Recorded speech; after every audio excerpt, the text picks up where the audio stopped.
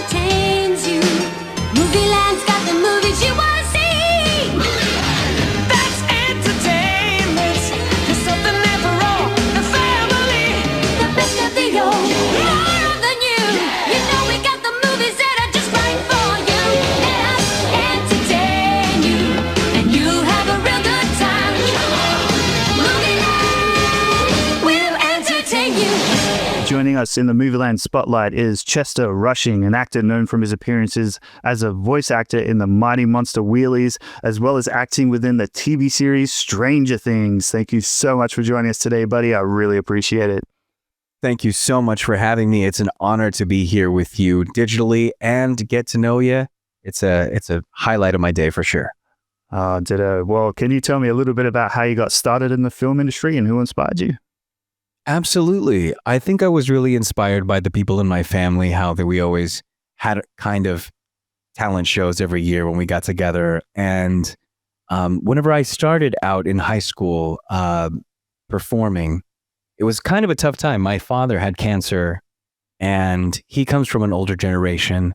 So he didn't really understand me doing theater. But when he saw my first play, I saw him in the audience in tears and he said, I get it. I get what you're doing. And if I can, for just a few minutes, an hour, or any time at all, help somebody to forget about the troubles of their day, or to make them inspired to think an imaginative thought, I've done my job. That's what it's about. Oh, it's absolutely. It's an escape for a lot of people, and it's a comfort thing. Like I put films on rather than putting music on just to listen to the movies in the background. It's a really comforting thing, film is, and an experience, especially going to the cinema and everything. So, yeah, you're truly inspiring and great what you do, bud. So, yeah, keep doing that. Thank you so much. Yeah, the movies are a magical place. Some of the sound scores behind it, I just listen to that in the car as well, or just, the nostalgic feeling of putting on something you've seen a million times, but you're okay to see it 1,000,001. Absolutely. Now, you're doing a lot of voiceover work for TV shows and games lately, but you're currently working on a podcast that adapts comics from the Batman canon entitled DC High Volume Batman, and you're taking on an iconic role. Should I call you Superman or Clark Kent? You can call me Clark. Yeah, but here I'm just Chester. But yeah, absolutely. I just took on the role of voicing Clark Kent or Superman for DC's High Volume, and it's an honor of a lifetime to get to bring my voice to my favorite superhero and to be able to do it in such a cool way, getting back to the roots of audio dramas and where Superman really started.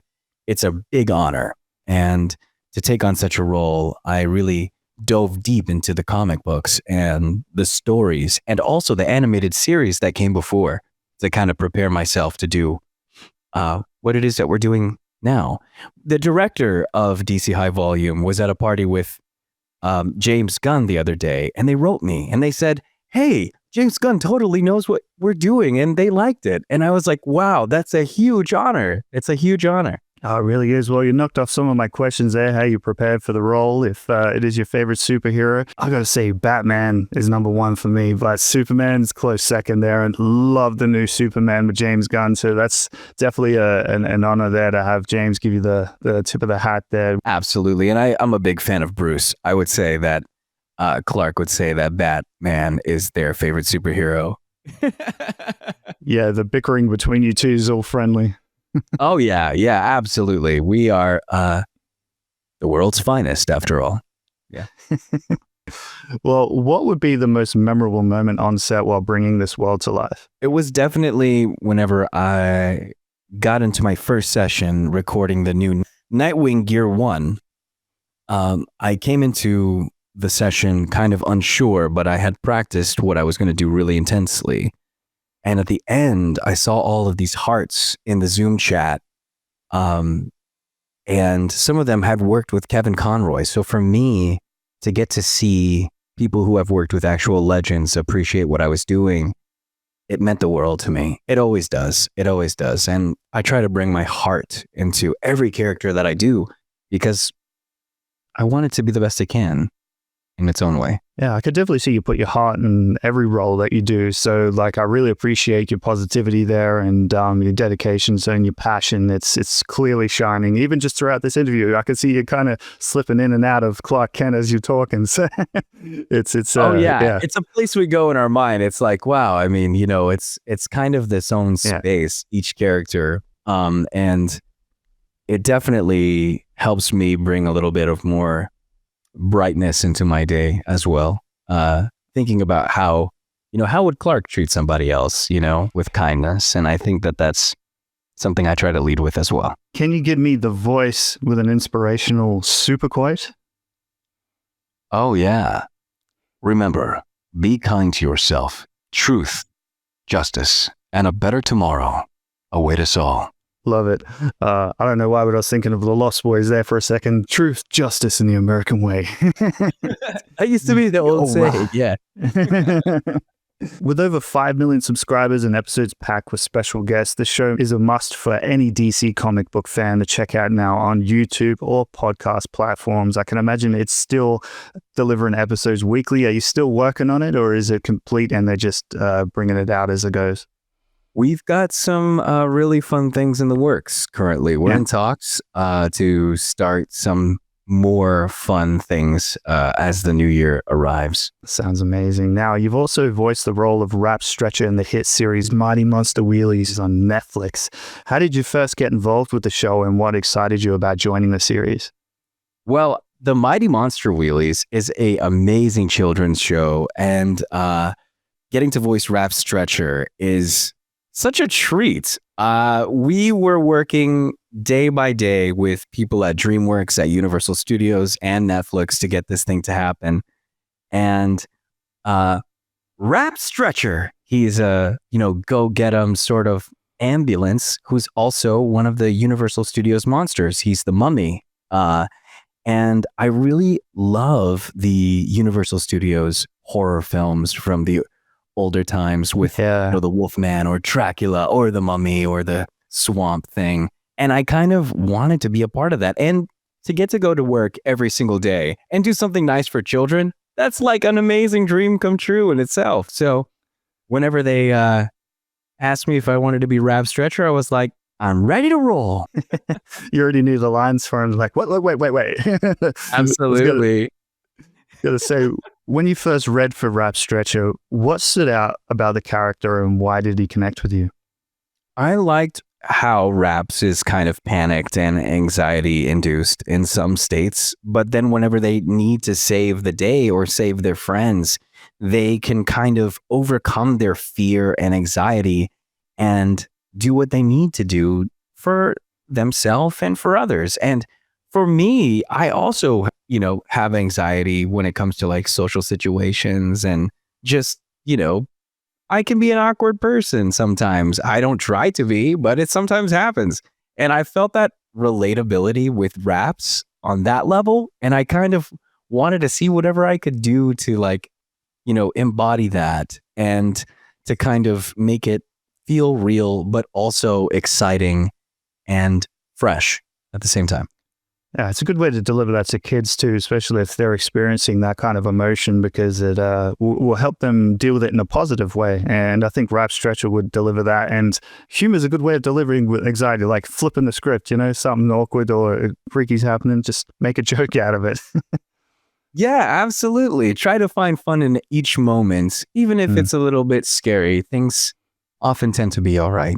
We got 52 episodes over 2 seasons, now streaming on Netflix. Can we expect a third season? Right now, yeah, there's there's a lot going on. There's definitely talk about more was really received well. And especially in Canada, it was the #1 children's show in Canada for a while. And in America, it did well as all over the world, which is kind of a treat because it gives voice actors in other languages as well opportunities to shine and to be hired for work. So I think it's great. They do the animation to our original voice, but then whenever the other people kind of get to dub it, it always gives other people opportunities that they wouldn't have had otherwise. And it's a beautiful thing because they do great. The world is full of talented people. Yeah, now the show's great. I do highly recommend people check it out or get their kids to be watching it. And looking forward to if you get to do more with that one. Thank you. Well, I'm going to turn things upside down now and communicate with only lights on letters. You ready? Oh my goodness. Yep. Ready. I don't have enough alphabet. I'm just going to have to say it.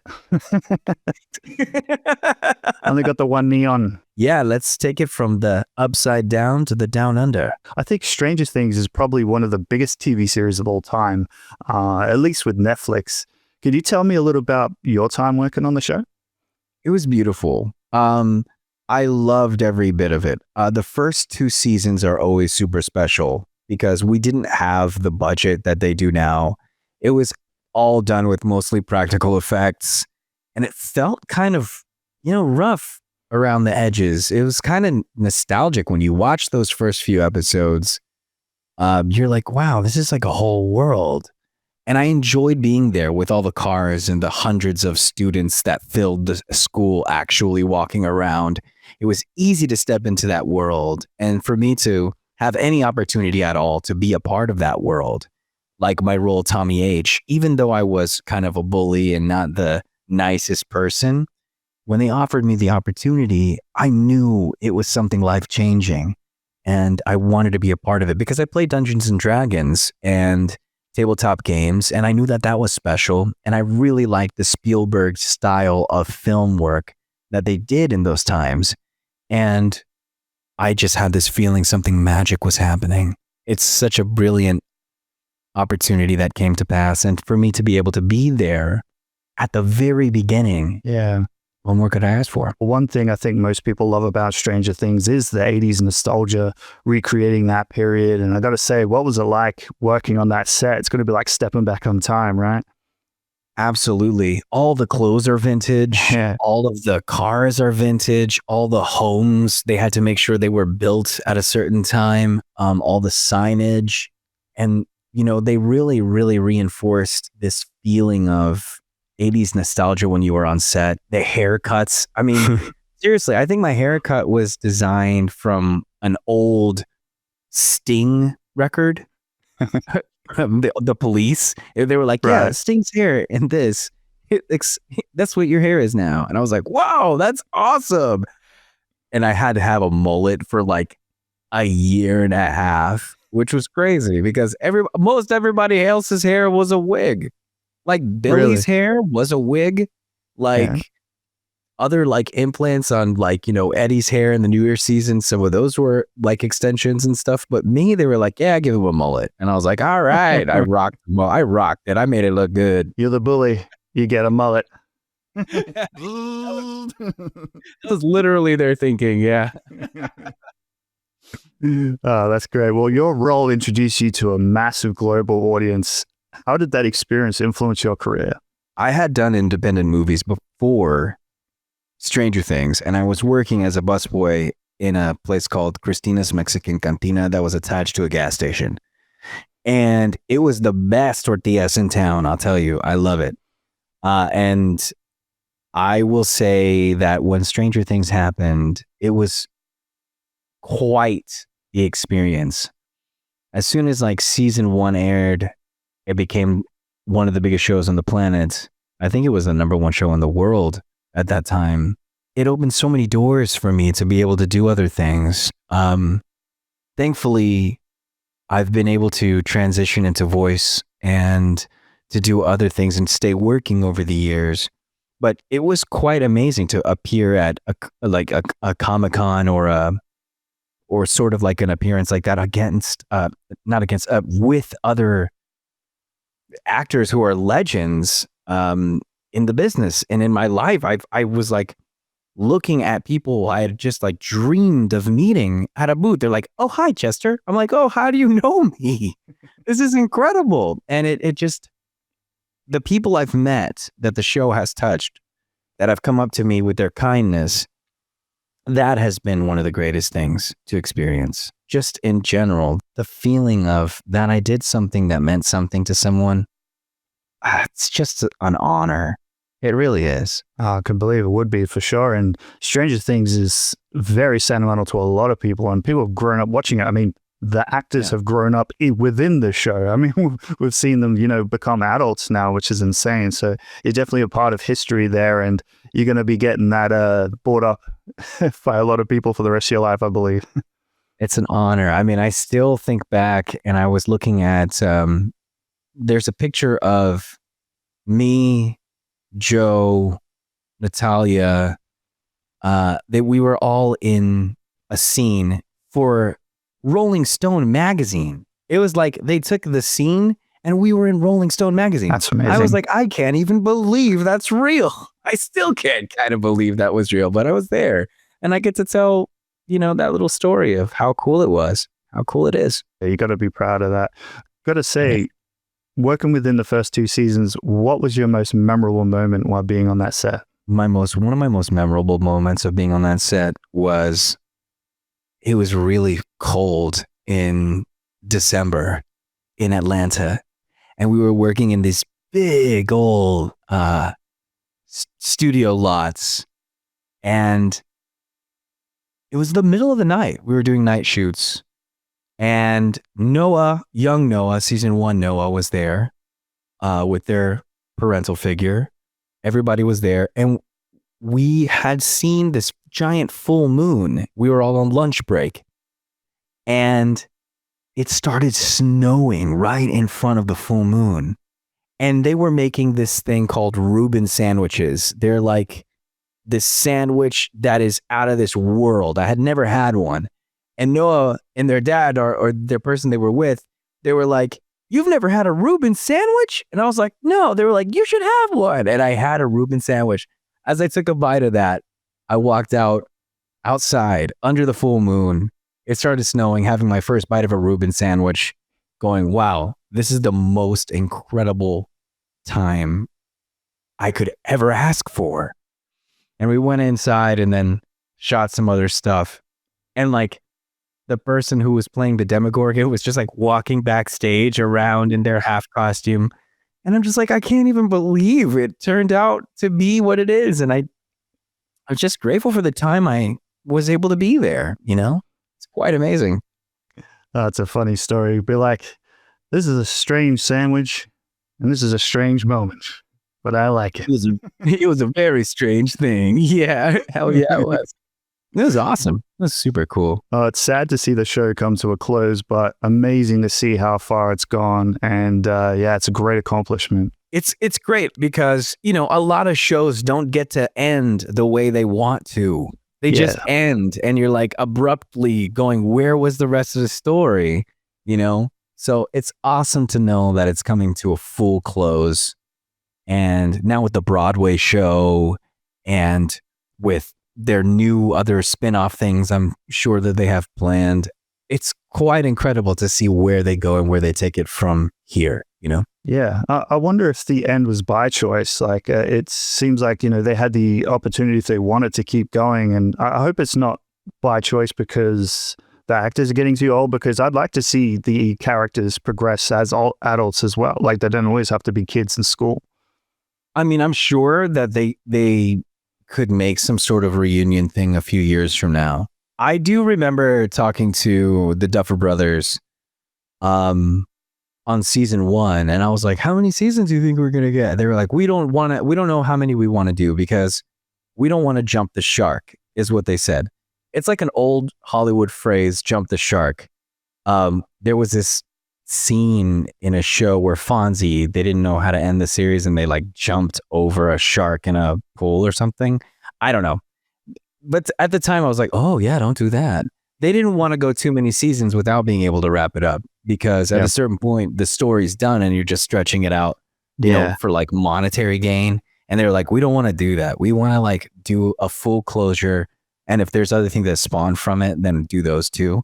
But I do know that they had from the very beginning the idea to bring it to a close within a certain number of seasons. Yeah, I guess you're right. You don't want to overkill it, but for most Stranger Things fans, I don't think they could overkill it. You know, like especially if they do give those couple of year gaps between seasons like they have done with this one, it's you miss it and you can't wait to get back within that universe. So Spin-offs, I'm excited for that. That's the way the direction they're going. And yeah, like you said, there could be a reunion down the track. But what I love about the ending of this season the most is the scheduling.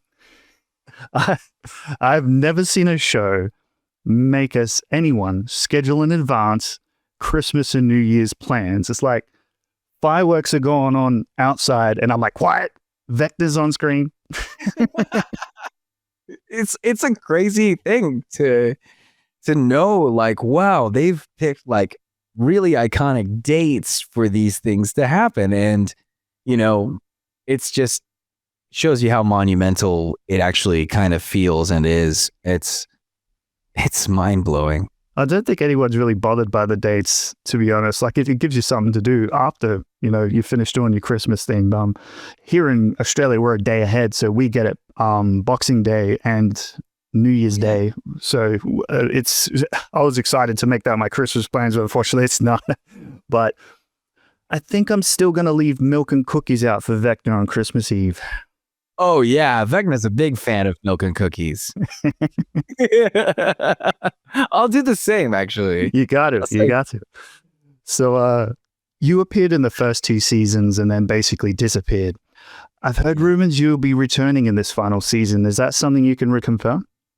I cannot say at all, but I am glad that you asked. And that's really nice to know that people out there think I should come back. If Tommy comes back, that would be a cool treat for sure. But I can't say anything about it. You bust in like the Kool-Aid guy at the end. Oh, yeah. Oh, yeah. Oh, yeah. Did somebody need a freckled guy? Somebody asked me at Comic-Con, what would you like to happen if you could have anything happen? And I was like, I would love Tommy to come back. And then, now this is not something that is planned or could happen, but if I had the idea of something that I would want to happen, I would want Tommy to come back and be like, oh, I'm sorry. And like sacrifice himself for everybody, just like kind of get eviscerated in 1 second, like steps out, thinks he's going to like redeem himself, and then just instantly be like, Vector's just like, absolutely. Because that would do multiple things. One, it would show you how intense the world is. And also, I'd get to come back to Stranger Things, which would be great. Kill me. Come on, please do something. Yeah, no, I'm all for that. And you got me on the edge of my seat for the fun. And now I'm hoping that this is going to happen now. Kool-Aid entrance and then just getting obliterated. That's my Christmas wish. I go in like, Eve, where's my $1.20? Spoiler alert right here on the show, ladies and gentlemen. This is why I don't write TV shows. This is yet. One day I might, but you're hired. You're hired. I'm like, yeah. Stranger Things season 6. It's Tommy's time. It's Tommy time. That would be what I scream right before I get killed by Vecna. It's Tommy time. I come out there. That'd be amazing. It's Tommy time. We got to get shirts made now. Yes, absolutely. I would buy that shirt. In the Stranger Things font. Yeah. Oh my gosh. I need royalties on that. You're a genius. If we make it, yes, you get a percentage, of course. Either way, loved your character. Nothing better than some confrontation and bullies that escalate the plot. This showcases that you can deliver in any type of role with absolute perfection. From Superman to super douche, you can sell it any role, buddy. And applaud your work. Thank you, my friend. I really appreciate that. That's a very kind thing to say. Now, I'm the team captain. You can see it says on my shirt. Oh, is that a Team Captain Terry reference? Oh my goodness. I want to talk about Daybreak. No. I want you to talk about Daybreak. Talk about Daybreak. All right. So Daybreak, the limited series for Netflix. I play Team Captain Terry, the golf team captain. It says so on my shirt. And I got to go to New Mexico and train for some of these fight scenes we did with the Marvel stunt team. Wow. And I was the most out of breath one out of all of them. Seriously, we're talking about it's at about 10,000 elevation, the studio lot, and you have people that are there that have acclimated to the climate, to the heights, right? And me, I got there day one. They were like, go run. And I was like so out of breath. The altitude actually really affected me. I did not know what to do. My body was freaking out. And yeah, I pulled through it, got my hand sliced with a samurai sword. By the way, there was like cartoonish levels of violence that happened to me. And I really wanted, the director was like, shouldn't have killed you. Spoiler, but it's okay. And I was like, well, you can bring me back. Zombies are real. I'll do whatever. So yeah, no, we did this scene where he cuts my hand with a samurai sword. Okay. And they actually have a metal samurai sword. And this little flesh colored piece of metal that went by my hand. And I had my elbow in a vice because if I moved slightly, it would ruin the shot. But also they would cut my hand with an actual sword. And that little piece of metal saved me from being chopped every single time. I did my own action work. I was tackled. I was punched. I was chopped up. I've been thrown. Man, one of the craziest stories, when I started doing acting, I actually did action and stunt work, like my own action sequences. I've been punched in the face by Liam Hemsworth with like a hit in the face by him by a rifle on this Western movie we did. And now he's the Witcher. And, I'm like, I was punched in the face by the Witcher on set. That's amazing. As a fan of the Witcher, that's cool. It's a cool badge of honor, man. I was going to say, yeah, I understand that badge of honor. I've always wanted to say I've been stunned by Stone Cold Steve Austin. It's just a dream of mine.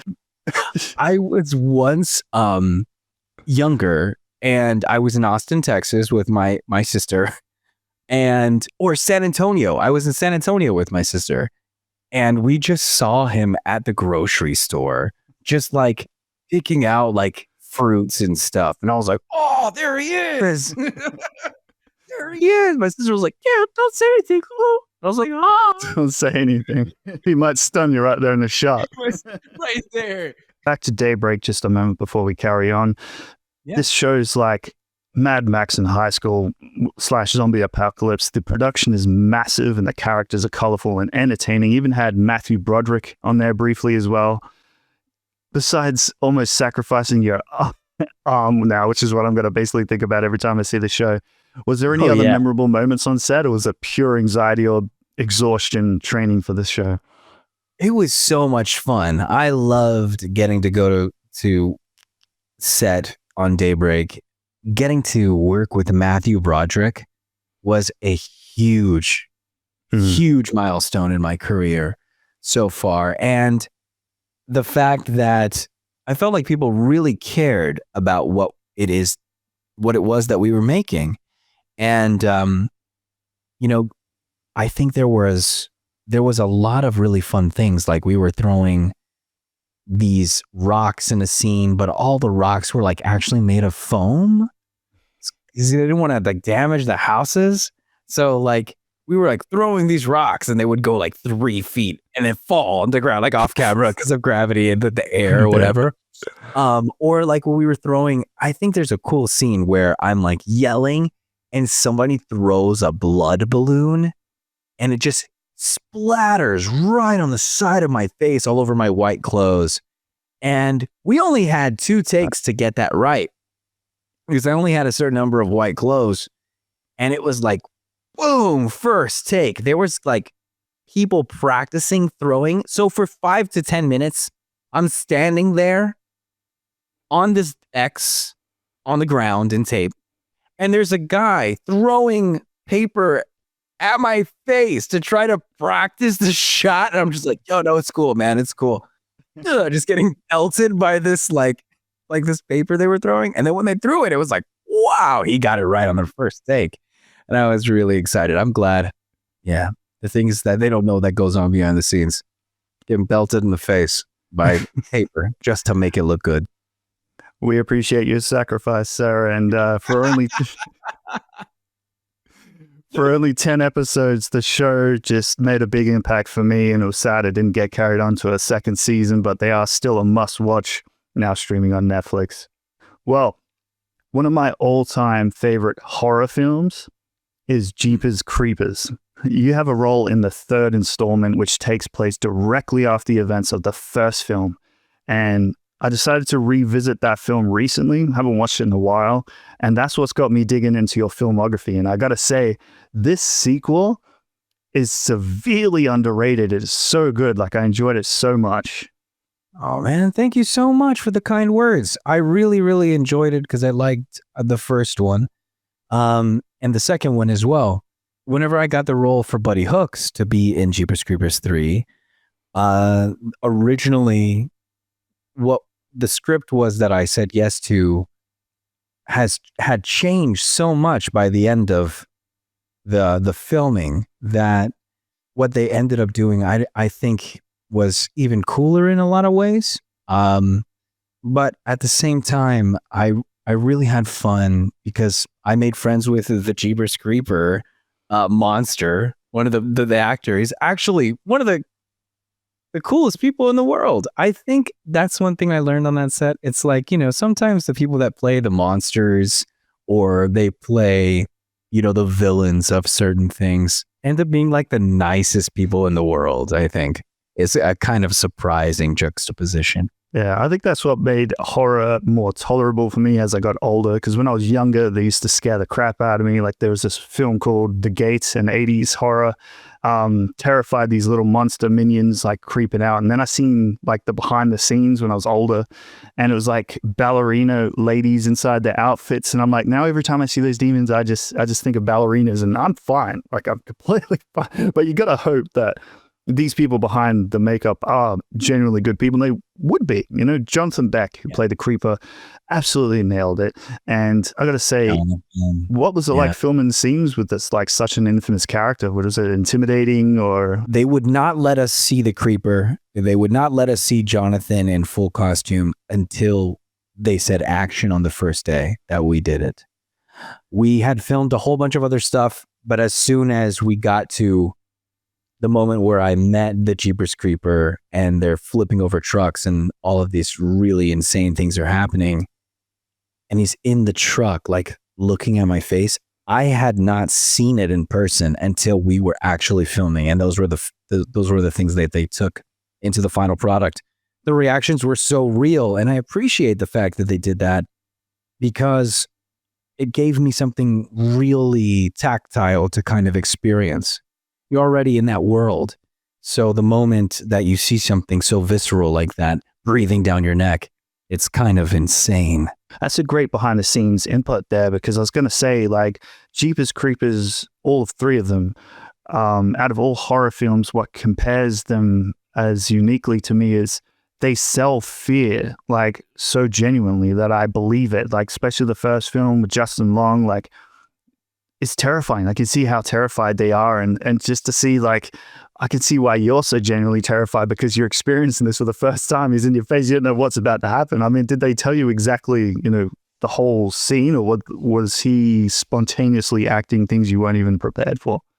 There was definitely times where they would improv insane, non-verbal things. Like, they would, like, sniff around and do things that I was just like, eyes just go so wide. I think it's kind of, whenever you're like in a game or something, you're playing a game and you see like a goblin or a monster in the game, you're like, oh, I see that. I get that. But if you're like in a movie where the monster is now right in front of you, the actor you've never seen in that full thing, and they believe they are this monster, like 100%. Jonathan was just like put on this absolute focus, and it was like when he saw it in his mind, I believed it, and because I believed it, they believed it, and then so did the other actor in the car, and it was just like super intense because your mind wants to be in this world, but at the same time, you're actually getting scared. You're actually feeling this palpitation, the tension. It rises because it's just so well acted on their part, and I really, it was cool to see practical effects in use in a way like that, because I think it's such a cool art form. Yeah, no, the film's great, and you definitely sold fear very well in that and collaborated well with the Creeper. And I kind of feel like you had like the Justin Long character in this role in this film, and yeah, did very good in it, buddy. And you should be proud of it. I really love Justin Long too. They're an incredible actor. So to be in a saga with them at some point in it, it's really cool. I would love to work with them on another film. Did you happen to see the Jeepers Reborn reboot? I didn't see the newest one, but I heard good things about it. I don't know who you heard those good things from. Oh man.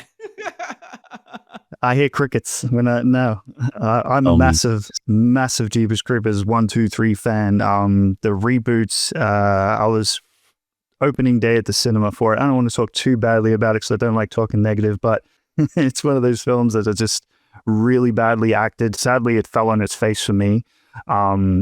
But what I did hear is this was actually made by a different movie studio that wasn't authorized to do it. So, oh, really? The original studio who did 1, 2, 3 were planning on doing their own fourth film, and to see Ravenous the way it ended, it looked like Trish was setting up for the fourth film, and this Reborn reboot derailed that from happening because there's lawsuits now involved in it because you can't do that. It's crazy. Yeah. That'd be like if I made my own movie like The War of the Stars and it was like in space starring John Solo. Like Exactly. Yeah, no, I don't know how they got away with it. It had a cinema release here worldwide. I'm like, how did they get away with it? I'm assuming, I mean, maybe there's two sides of the story, but this is in the news. Anyway, the origins of the Creeper was slightly teased and explored in the third film, but with the hopes to deliver those answers in the fourth film, which looked to be derailed because of the Reborn reboot, which makes me extra mad because it's delayed, if not killed, a true fourth film. I was curious, did you ever get any inside scoop about the Creeper's origins? Yes. Jonathan told me. I don't know if he said, never tell this to anyone after he told me. Did he tell you? No, did they tell you? I've not talked to the Creeper. It's not in the movie. None of them talk. Please tell me. I don't know if I can. He told me not to tell you. This is Jonathan's fault. And you'll have to ask Jonathan if they want to tell you the whole thing. But from what I can remember, you can see how they're like stitching some of these things together. And there's a real artistry in how they do that. And so I think that has something underlying in their origin, but it would be cool to explore a origin movie. That would be actually kind of awesome. Tell me what he said. I promise I won't put it in the recording. I can't tell you. He told me not to tell you. No, he didn't. You just made that up. I think I've said too much. I've said too much. Like this is like, the what's in the box thing, how it's like, what's in the box? I don't know if you're familiar, there's a new prequel series that just came out on HBO Max exploring the origins of Pennywise the clown in Welcome to Derry. Have you seen that yet? I watched the first episode and I was like so scared I didn't keep watching it. I think I had to turn on the My Melody series on Netflix because I was like, I need something. Now I watched Pokemon Concierge. I was so freaked out. I was like, what's happening? I was a huge fan of the made for TV movie series starring Tim Curry. I had it on VHS. Yeah. And for people out there, VHS is something we used to have to watch movies on. A VHS, I would watch the first one over and over again. And I was like 5, 6, 7 years old. I would watch it. My parents would be like, why is he watching that? Because I knew it was a movie, right? But there was something so endearing about their version of Pennywise that I was like, I really think this is such a cool film. And it kind of boosted my love for horror movies in general.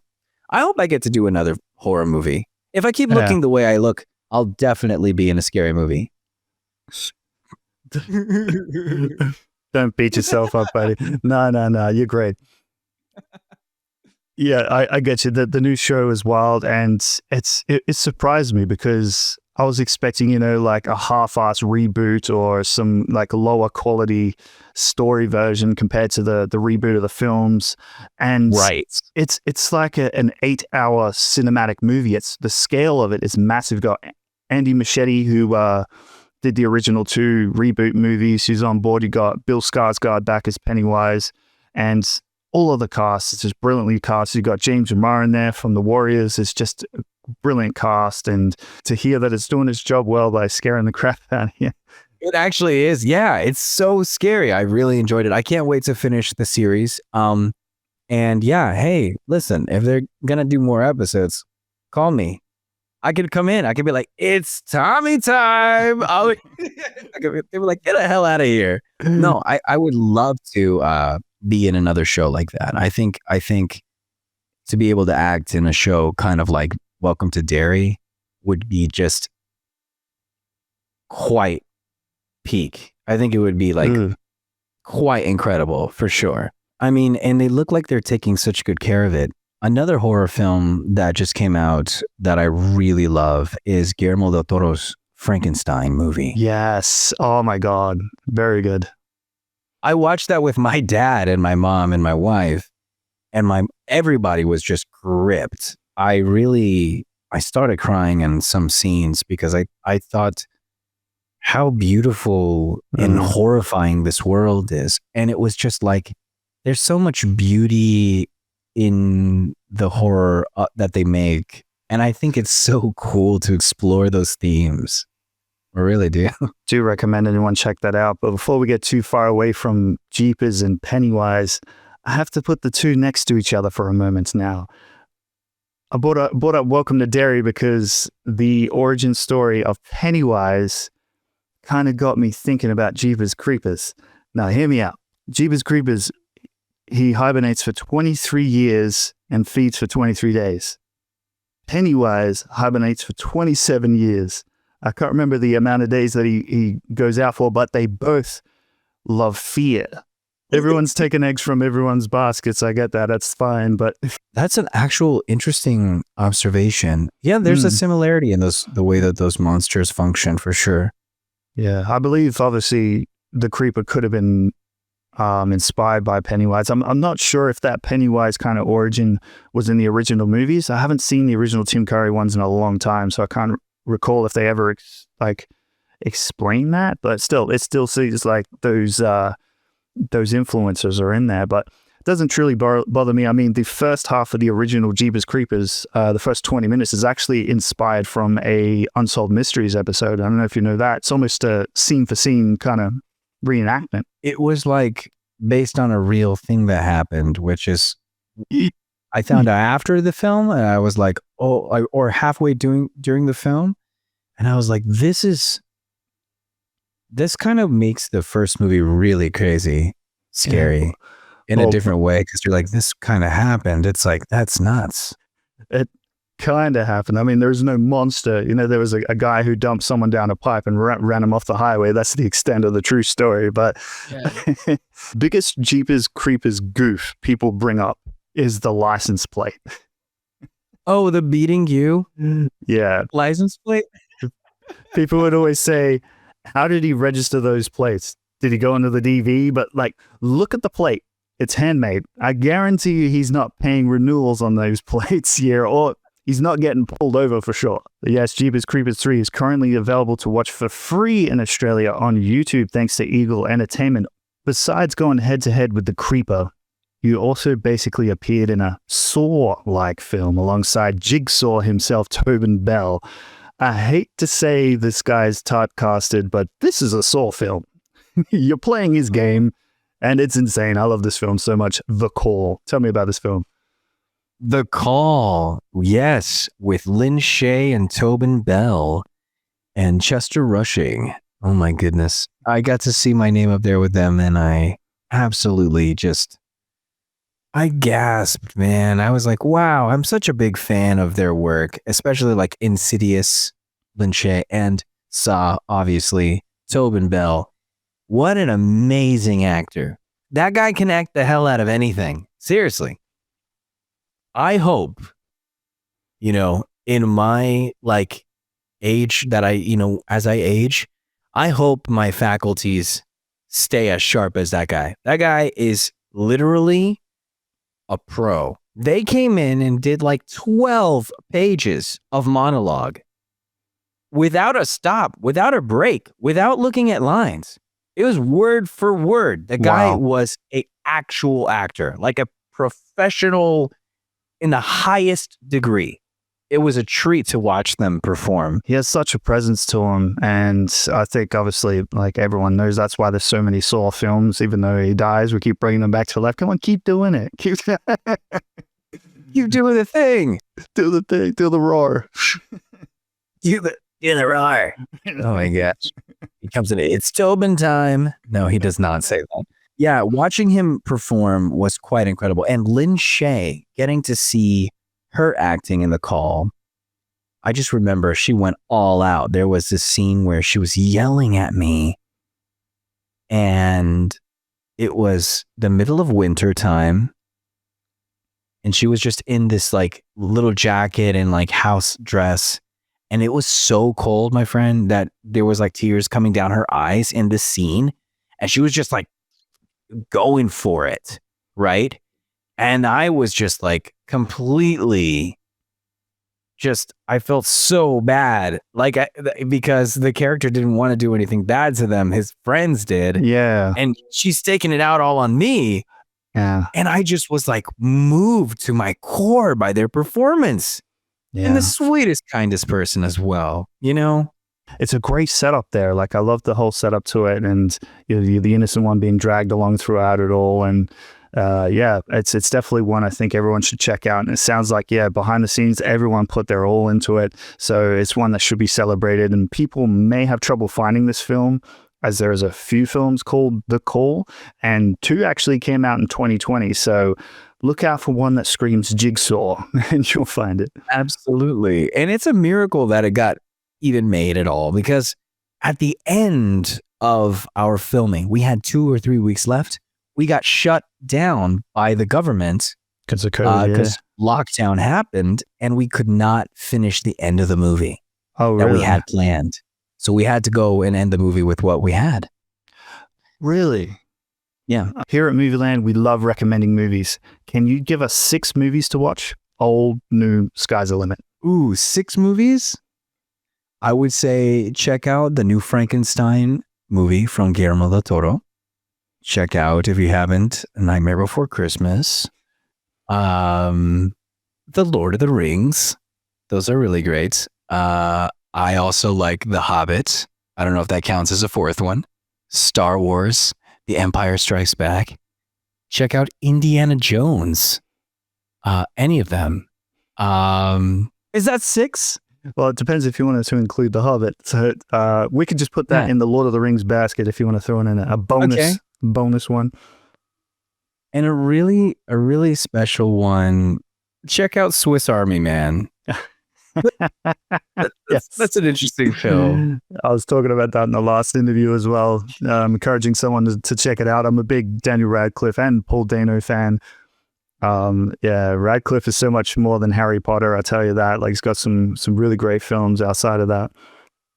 Yeah, Swiss Army Man was a treat. I've never seen anything quite like it, and I think it's great. And Paul Dano is a great actor. You hear that, Quentin Tarantino? Oh, yeah, and Matthew Lillard as well. Come on. Oh, yeah, Matthew Lillard. I love that guy. But anyway, buddy, it is Christmas time, so I was going to say, throw in one Christmas film there for me. So is your most watched go-to Christmas recommendation The Nightmare Before Christmas, or what else would you throw on every year? Ooh, for a great holiday movie, the original stop motion Jack Frost's and Santa Claus and Rudolph movies with the puppets and the stop motion. Right. I think that is something people should check out.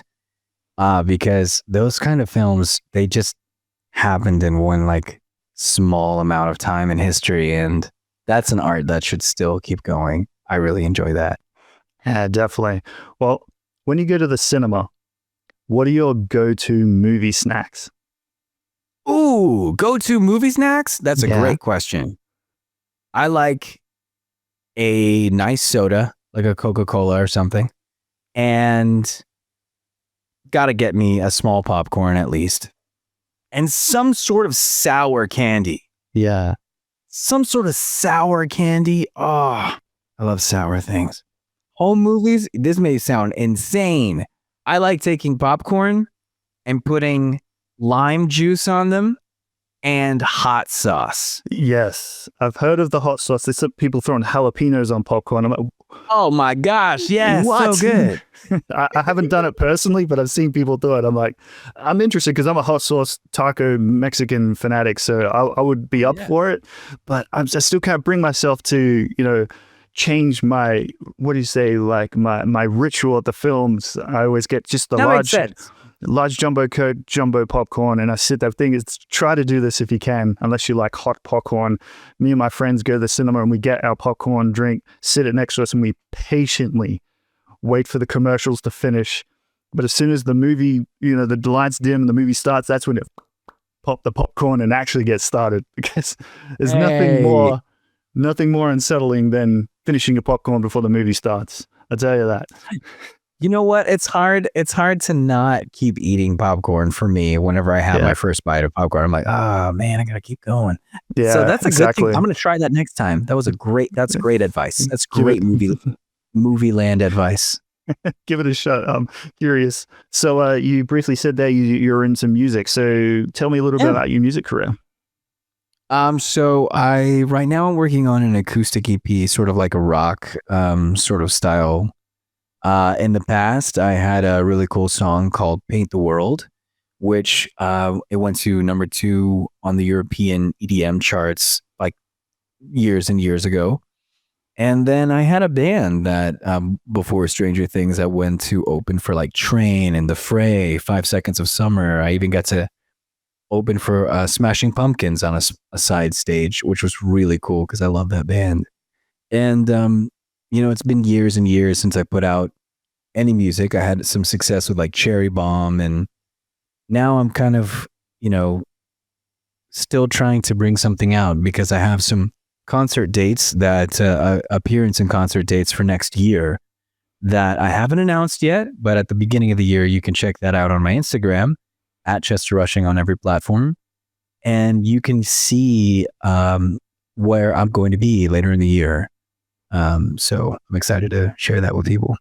Yeah, definitely keen to hear you singing and what kind of music you put together. And multi-talented. It seems like you don't get much sleep. You're constantly working project to project. Thank you so much, man. Yeah, coffee helps. Yeah, coffee helps does. a lot. It doesn't seem like you're the only Stranger Things guy doing music. I think Joe Carey, your arch nemesis, is actually doing music as well. I love that guy. Yeah. Oh, yeah. Joe is amazing. Whenever I was with them filming season 1 of Stranger Things, Joe was in a band called Post Animal. And they got their first EP mixed, and it got sent to his email on his phone. And I was one of the first people to ever hear that original band's first record mixed. Because we were walking to this like sandwich place all together, and I was like, dude, you're the drummer? And he was like, yeah. And I was like, this is some of the best music I've ever heard in my life, man. You got to keep doing this stuff. I'm really glad that he kept doing music because he's a super talented guy and a nice, humble person. I really, really liked working with Joe. He was not a jerk. He was like a super nice guy. And I really, really appreciate that. Now, one thing you've definitely delivered here is a behind-the-scenes look that all the creepers and jigsaws and people you fight on screen with are definitely genuinely amazing people. That and yourself, not the super douche. You are Superman, sir. So I do appreciate you and think you're doing an amazing job. So thank you so much for joining us today. It's unreal watching your film career progress into the state it is today. And I have all the faith that you'll do amazing in the future. And I'm really looking forward to what you do next. Thank you so much, my friend. It's been an honor to be here on Movieland Australia. Thank you for your time. Thank you for what you do. I can't wait until we meet again.